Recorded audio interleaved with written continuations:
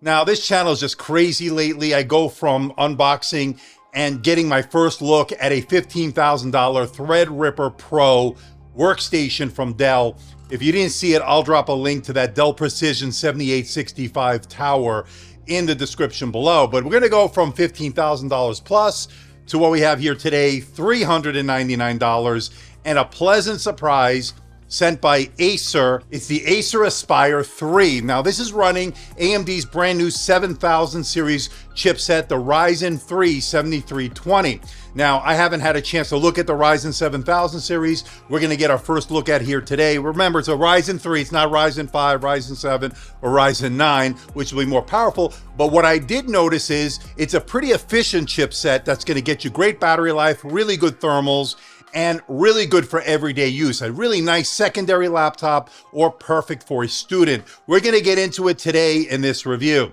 Hey everybody, it's Andrew, and this is my review of the Acer Aspire 3 running the brand new AMD Ryzen 7000 series chipset, all new here as we head into 2023. Coming up.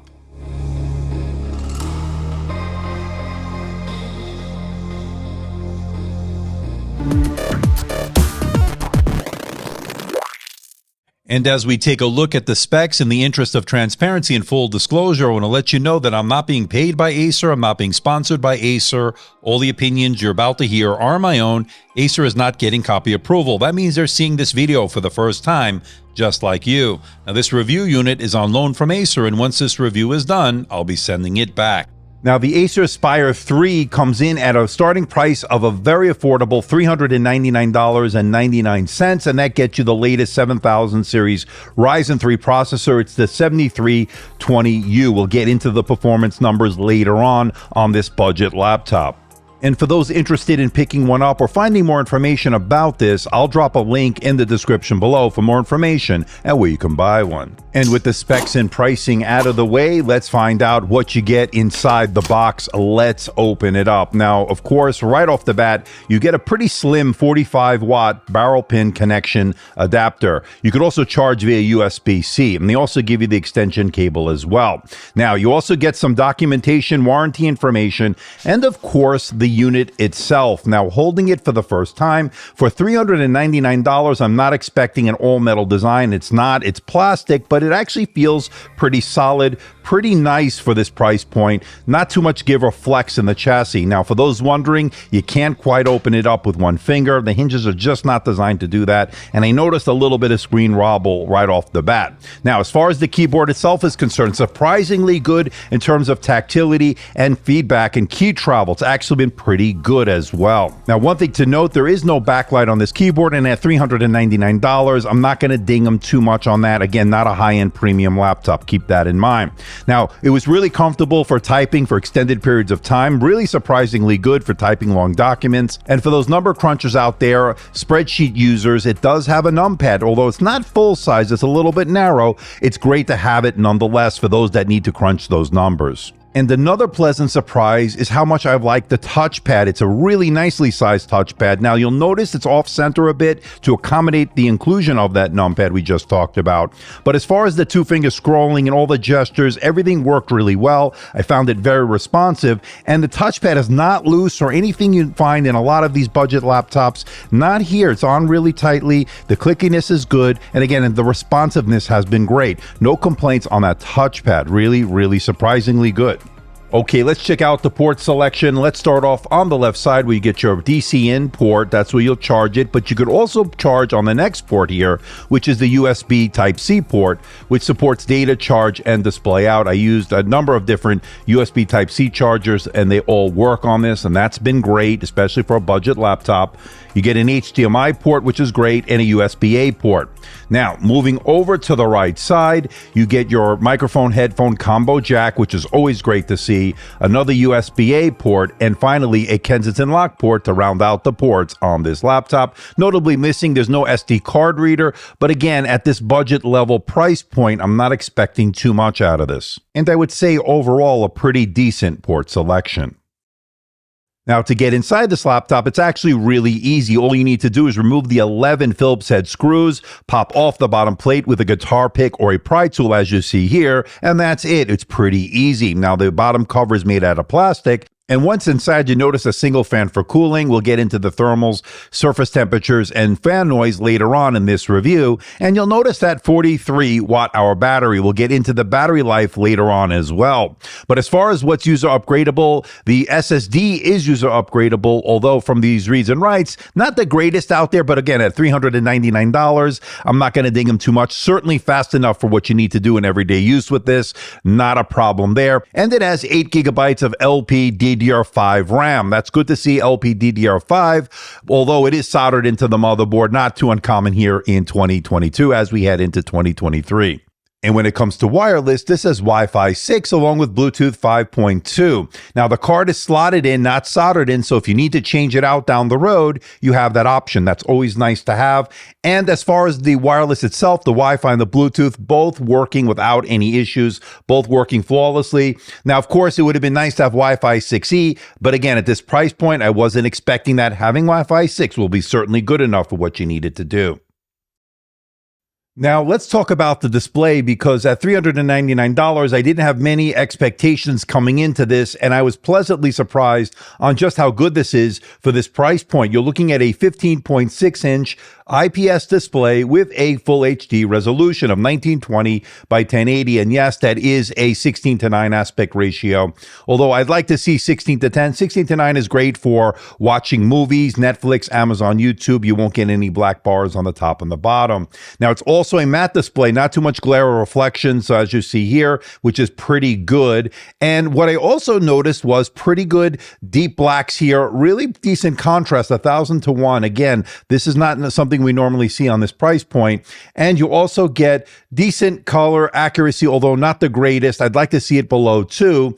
And coverage of the color gamut, I would say, is so-so. But again, you're not buying this to color grade. You're not buying this to video edit on, really. You're buying this just to consume movies, Netflix, Amazon, YouTube, to get work done, spreadsheets, Word documents. And for that, this is really good. Again, $399. I won't ding them for the coverage of the color gamut. And the other thing that really bugs me is when you get these budget laptops, typically you get really dim displays. They don't get bright enough for my liking. That's not the case here. I actually measured over 300 nits, 308 to be exact, which is above the 300 nits claimed. And that's pretty unusual for a $399 laptop. So don't take that for granted. It's bright enough for pretty much what you need it to do. And because it's a matte display as opposed to a glossy display, you can get at least a better coverage here in terms of seeing it outdoors, including indoor scenarios. Again, not the brightest out there, of course, where you compare to much more expensive laptops, but at over 300 nits, this is actually pretty decent. So my overall takeaway is this has been a pleasant surprise in terms of the display. But of course, when you compare it to, say, an OLED display in a much more expensive laptop that has better coverage of the color gamut, better color accuracy, higher resolution, that's always going to be better. But for this price point, I think you're getting a pretty nice display. So this is the camera on this Acer Aspire 3, a $399, pretty decent laptop here as we round out 2022, heading into 2023. Now, I'm not going to ding them too hard here for having a 720p webcam. Again, at $399, you can't expect too much. You're not going to get a 1080p. Let's get that straight. It's not IR, no Windows Hello login. I don't think there's any biometrics here. I don't think there's any fingerprint scanner on this laptop. But as far as this 720p camera, is it good for your Zoom calls, any of your video conferencing needs? Let me know. It does have array mics. What do you think about the audio quality as well as this video quality? I am curious to know. And again, $399. Not too bad, I would say. This is actually pretty good. I've actually seen worse webcams on much more expensive laptops, but I'm curious to know what you think. Let me know in that comment section below.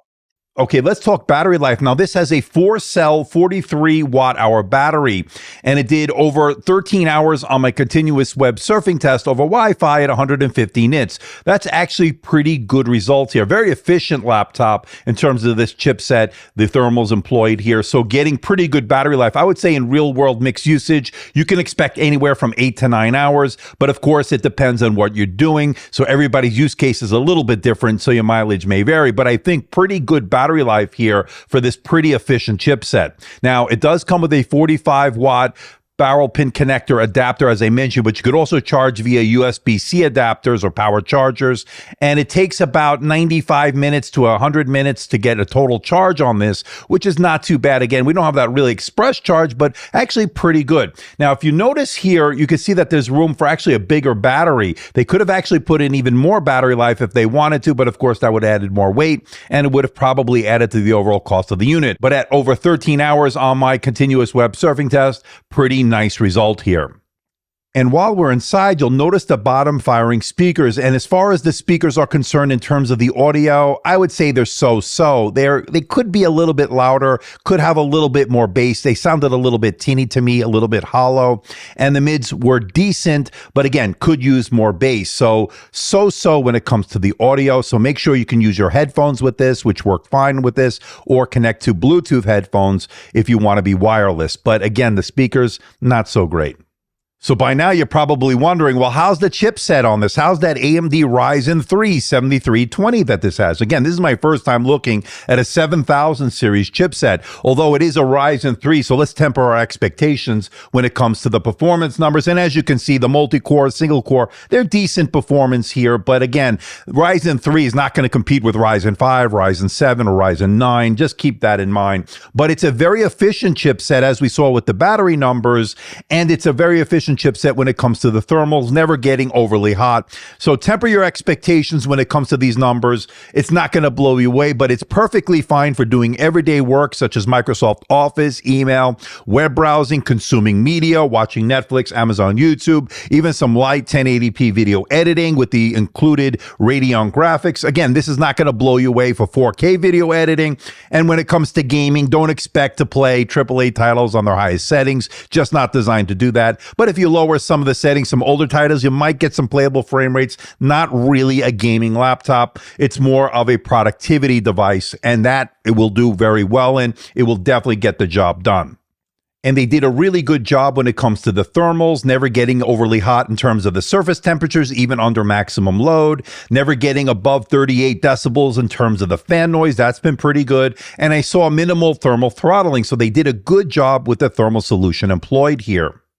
Okay, people, let's bring it all home. What do I think about the Acer Aspire 3 here as we round out 2022, heading into 2023? And this is my first look at this AMD Ryzen 3 7320 chipset, a quad-core CPU that's impressive for what it is. Remember, it's not a Ryzen 5, Ryzen 7, or Ryzen 9. You can expect better performance out of those as we see those starting next year. But as far as this very efficient chipset, you're getting good battery life, good thermals, decent performance for everyday tasks. It'll certainly handle everything you throw at it in terms of Microsoft Office, email, web browsing, typing long documents. Spreadsheet users, number crunchers will like the inclusion of the numpad, although it's a little bit narrow than some other laptop implementations that have numpads, but really good nonetheless. Now, the negative, of course, with that keyboard is no backlight on it, but again, $399, you can't ding them too much. A pretty decent 720p webcam. It's not IR, it doesn't have all the bells and whistles, but it has some pretty nice array mics, so that was a nice pleasant surprise as well. And again, a pretty nice video conferencing device at $399. And that to me is the biggest pro here, because that's what you're getting here, a lot of bang for the buck. And I think you can't go wrong with this Acer Aspire 3 here, especially if you're looking for it for a student or a secondary laptop that you don't mind carrying around with you. It's not too heavy either. So I think they did a really nice job here. And I recommend the Acer Aspire 3, especially if you don't want to break the bank and not sacrifice too much on performance, battery life, efficiency. You know the deal. So what do you think about this bad boy, the Acer Aspire 3? This is a really nice bang for the buck. $399 get you a nice 15.6-inch IPS display, over 300 nits, over 13 hours on my battery life test, which is going to give you anywhere between 8 to 9 hours of real-world mixed usage. Upgradable SSD, of course. This has LPDDR5 RAM.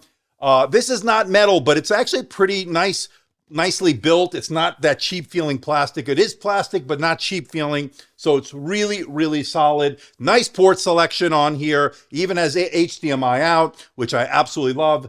You can charge with the USB-C port. Really nice stuff here. And again, at $399, perfect for a student, perfect as a secondary laptop that you're not going to care if you leave back at an airport. It's going to be able to give you the ability to get work done. It also has a numpad, so if you're going to crunch numbers on spreadsheets, those kind of documents and number crunching, you will definitely benefit from that. One thing it doesn't have is a backlit keyboard, but that's not a big deal. And I'm not going to ding them, as I said, because at $399, you're getting a lot of bang for the buck. But I'm curious to know what you think. Let me know in that comment section below. So please hit the like button, please subscribe, please share this video. Don't forget to leave a comment in that comment section below. Let me know how I'm doing. Let me know if there's a device or something out there you think I should review. I'll do my best to try to make that happen. Don't forget to check me out on Facebook, Twitter, Instagram, and of course, my website, amdtechreviews.com. So until next time, this is Andrew from AMD Tech. See ya.